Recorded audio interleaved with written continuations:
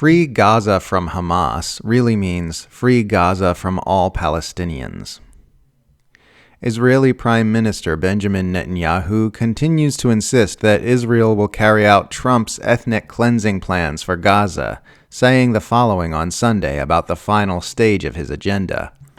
Hamas will lay down its weapons. Its leaders will be allowed to leave.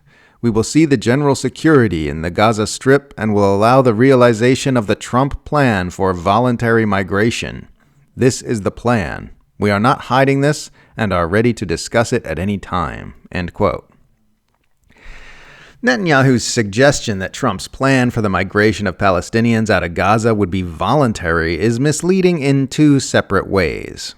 Firstly, it is nonsensical to deliberately and systematically make a place uninhabitable and then claim anyone who leaves that place will be leaving voluntarily.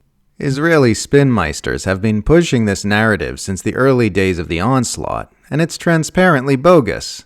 Telling people they can leave or starve to death is exactly the same as forcing them out at gunpoint.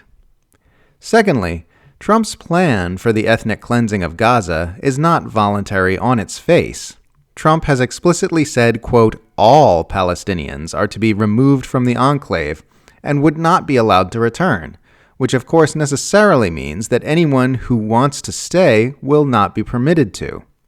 Netanyahu says he wants to realize Trump's plan, and Trump's plan is forcible ethnic cleansing. A Knesset member from Netanyahu's Likud party named Amit Halevi was just on Israeli radio saying that the plan is to occupy the territory to cleanse it of the enemy, adding that Israel needs, quote, to return to Gaza permanently and control this space because it is part of our homeland, end quote. I mean, how much more explicit do they need to be?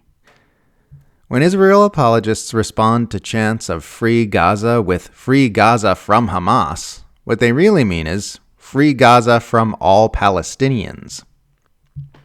The agenda they are cheerleading has ultimately nothing to do with Hamas. It's about purging a Palestinian territory of Palestinians and replacing them with Israeli Jews. It's yet another Israeli land grab, and yet another drive to eliminate Palestinians from their historic homeland. If this was really about freeing Palestinians from Hamas, then why is Israel also seizing on this political moment to advance ethnic cleansing agendas in the West Bank, where Hamas does not govern? Defense Minister Israel Katz is on record saying of the occupied West Bank that we must deal with the threat just as we deal with the terrorist infrastructure in Gaza. And the Gaza playbook is being increasingly utilized there.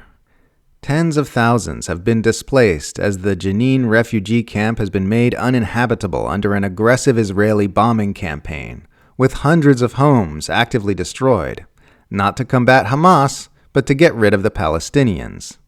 Because that's all this has ever been about. The Western press have been obsessively covering the fact that some demonstrators in Gaza have been voicing discontent with Hamas, after those same press outlets just spent a year and a half ignoring millions of anti-genocide protesters around the world and running cover for Israel's mass atrocities in Gaza. Look, we are told, those demonstrations prove that the people of Gaza want to be free from Hamas. This vindicates everything Israel and its allies have been doing. But again, Israel's actions have nothing to do with Hamas. Hamas isn't the reason, it's the excuse.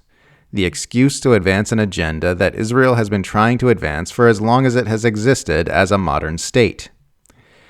This is what Israel's supporters and defenders are really advocating. Not the elimination of Hamas, and certainly not Palestinian freedom. They're advocating the end of the existence of Palestinians on Palestinian territory. No matter how much they try to sugarcoat it, that is their position. That's what Israel wants, so supporting Israel's actions in Gaza is necessarily supporting the ends toward which Israel is pushing.